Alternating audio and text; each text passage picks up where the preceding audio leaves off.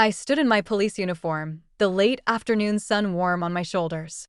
The badge gleamed bright against the deep blue fabric. People around me saluted with respect, but inside, my heart throbbed with old memories I thought I'd buried. Then I saw her. The same woman who had locked me in a dark closet, who had hurt me and called me worthless. She froze when our eyes met, disbelief and fear flooding her face. In that moment, I realized I was no longer the scared girl she'd tried to break. I was the officer she had to salute. I wake up early every day, before dawn breaks over the city skyline. The quiet of my small apartment feels like a brief refuge, the calm before the storm of the day. I sit on the edge of my bed, take a deep breath, and lace up my polished black boots. My uniform hangs on a chair nearby, freshly pressed and ready. In this modest New York City studio, everything is neat and in its place, a few photos on the wall, a worn copy of To Kill a Mockingbird on the shelf, and my running shoes tucked under the bed. It's simple, but it's mine. I earned it. I live by routine, morning runs along the river, afternoon shifts at the local precinct, evenings reviewing paperwork under the harsh glow of a desk lamp. The smell of city air mixed with coffee and sweat, the distant honk of traffic, this is my world now. When I look in the mirror, I don't just see a police officer in uniform.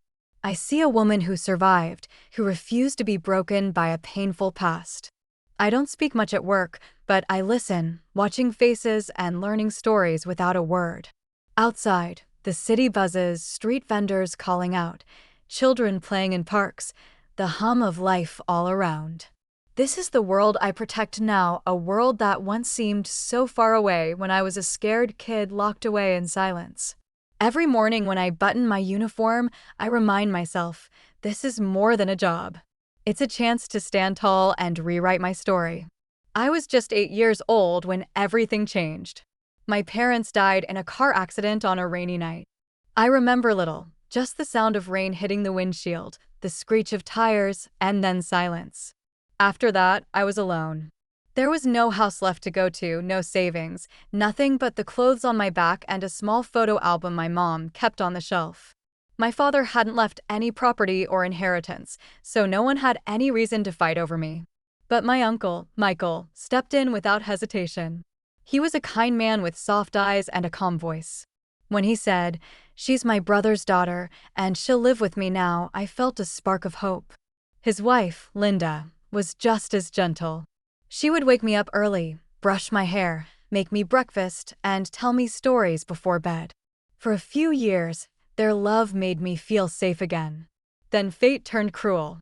After Linda passed away from illness, my uncle remarried. He married a younger woman named Karen. At first, she smiled politely, but her eyes held something cold and distant. Slowly, she started treating me like I was an unwelcome guest. "You don't belong here," I once overheard her whisper just loud enough for me to hear. "She's a burden." She began planting ideas in my uncle's mind. "We'll have our own children," she said. "She's not family. She's a stranger." I saw the man I loved and trusted change. His warmth faded, like the last light of a dying candle. The moment he left for a business trip to Canada, everything fell apart. Karen's true face came out. She locked me in a dark room, hit me, threatened me. "If you tell anyone, I'll throw you out on the streets," she hissed. Her own children were no better. They mocked me, called me names, and refused to care about school. But I held on to one thing: hope.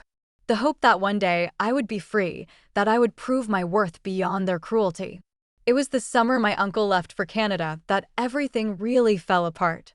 The moment his plane disappeared into the clouds, Karen's true nature showed itself completely. The house felt colder, emptier, and more dangerous. One morning, she stood in front of me, eyes hard and voice sharp. "You're not leaving this room today," she said without any explanation. I blinked, terrified. "Why? What did I do?" She didn't answer. Instead, she slammed the door shut and turned the key. For days, I lived in that dark, cramped room, smelling the dampness of the walls and counting the hours by the faint light slipping through the cracks. I whispered prayers into the silence, trying to keep myself calm. One afternoon, her two sons, loud, disrespectful boys, banged on the door, laughing cruelly. "She's just a servant," they jeered. Nobody. I wanted to shout back, to fight, but my voice felt small, swallowed by the quiet. Karen's cruelty didn't stop at locking me away. She beat me whenever she thought no one was watching. Once, she shoved me hard enough to knock me against the wall. My ribs ached for weeks, but I never told my uncle. She whispered poison into his ears over the phone, slowly turning his love into doubt. "She's not your blood," she said. "Why waste your time and money on her?" I saw the change, the way his eyes stopped meeting mine, how he avoided the rooms I sat in quietly, reading borrowed books by candlelight. One night, when I was 15, I brought home my school report card filled with straight A's. Karen ripped it from my hands, tore the paper into pieces. "Stop showing off," she hissed. "You think you're better than us?" Her words cut deeper than any slap. I held the broken report close and made a silent promise to myself. I would rise above this. I would prove to the world, and to her, that I was worth more than her hate. That night, I lay awake long after the house had fallen silent. The torn pieces of my report card scattered on the floor felt like fragments of my broken dreams. But beneath the ache, a quiet flame began to glow inside me. I thought about my parents, about the years of love and care my uncle and his first wife had given me. About the life I deserved, one filled with hope, not fear. I paced the small room, my bare feet brushing against the cold floor. I traced the bruise blossoming on my arm, but instead of surrendering to pain, I felt something stronger, a fierce determination. "This isn't the end," I whispered to myself. "I will not be a victim." Memories flooded in the late-night studying by candlelight, the pride in my teacher's eyes when I earned good grades, the hope that education could be my way out. I imagined myself standing tall in uniform, respected, proud. That vision rooted itself deep inside me. No matter what Karen said, no matter what cruelty came my way, I would build a life where no one could ever break me again. I began to plan small steps that would lead me forward. I would study harder, apply for the police academy, run faster, and fight for every chance I could get. For the first time in years, hope wasn't just a distant dream. It was a fire burning steady and fierce, lighting the path ahead. I didn't need to shout or prove anything to anyone. All I needed was that quiet strength inside me, steady and unyielding, until it carried me far beyond the shadows. From that night on, I was determined. I started preparing quietly but fiercely, like a soldier gearing up for battle. The first step was applying for the police entrance exam. When I showed Karen the papers, she sneered. "You? A police officer? Don't make me laugh. You can't even clean properly," she spat. I didn't respond. Instead, I folded the papers carefully and hid them inside my notebook. Days turned into weeks. I studied late into the night, borrowing books from school, asking teachers for help, and memorizing laws and codes under the weak light of a small lamp. The silence in the house became both my enemy and my ally. The first physical test crushed me. I couldn't run as fast, and my endurance was weak. Sitting alone afterward, tears slipped down my cheeks as I whispered, "Maybe this isn't for me." But I refused to quit. I trained harder, ran longer at dawn when no one watched, skipped meals to study more, endured sneers and insults, hiding my pain behind a calm face. I failed the physical test twice more. Each failure cracked my confidence, but my determination only grew stronger. Slowly, my efforts paid off. The third time I passed. When the acceptance letter arrived, I cried quietly in my room, clutching it like a lifeline. Police academy was tough. The routine was brutal, instructors demanding. I wasn't the fastest or strongest, but I was relentless. Other cadets whispered about me, some skeptical, others surprised by my steady progress. I focused on discipline, soaking up every lesson.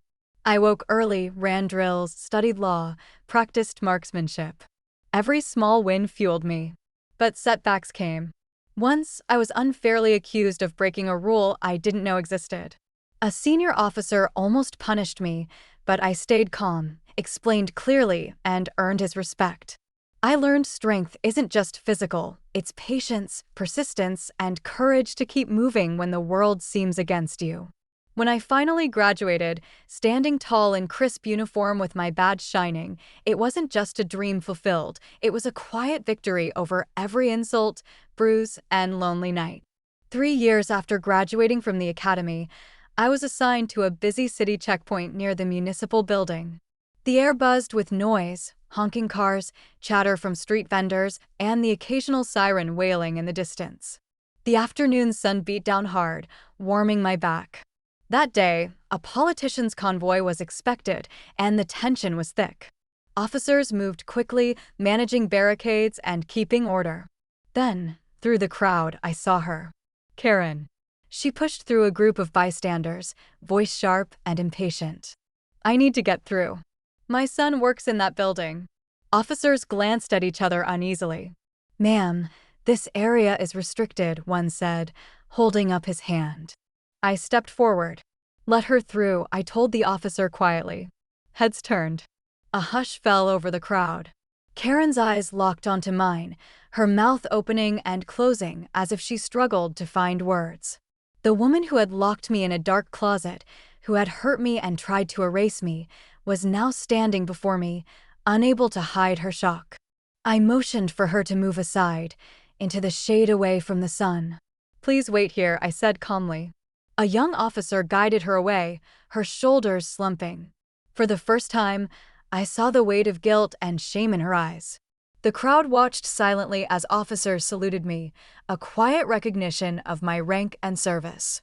Some gently but firmly kept Karen at bay, following protocol. Later, when the crowd had dispersed, Karen approached me, her voice shaking. I'm sorry, she whispered. I looked at her, seeing not just the woman who had hurt me, but a broken soul finally humbled. I nodded once. No need for more, I said quietly. And then I turned away. The truth was out. I stood tall. And she had no choice but to respect what I had become. After that day, Karen disappeared from my life. Some said she moved away. Others whispered her sons were struggling. One dropped out of college. The other lost his job. I didn't ask. It no longer mattered. My life settled into a steady rhythm. Nights I once spent afraid of the dark were now filled with quiet moments on my small balcony, watching city lights twinkle like distant stars. I no longer carried the weight of shame or silence. Instead, I carried pride, not from the uniform I wore, but from knowing I had overcome everything meant to break me. Sometimes, I still think about the scared girl locked in that tiny room, whispering her dreams to the shadows. She's still with me, quiet, brave, unyielding. My strength came not from loud revenge or anger, but from rising above cruelty and living a life she could only dream of. To me, revenge wasn't punishment. It was reclaiming dignity. Every time I touch the badge pinned to my chest, I remember that power isn't just authority, it's survival, standing tall, and moving forward. People often ask me why I became a police officer. It wasn't to punish anyone. It was to find my voice when mine had been silenced. To stand up for those who feel invisible, forgotten, or trapped, just like I once was. Every time I button my uniform, I feel the weight of my journey. The nights filled with fear, the days filled with hope, the endless hours of struggle that brought me here. Life isn't always kind. It tests us, tries to break us. But sometimes, the quietest strength is the most powerful. Like a seed pushing through cracked concrete, stubborn, relentless. I am that seed.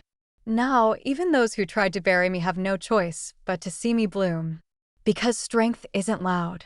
It's standing tall when the world expects you to fall. And that is the story I carry with me in every step, every salute, every breath.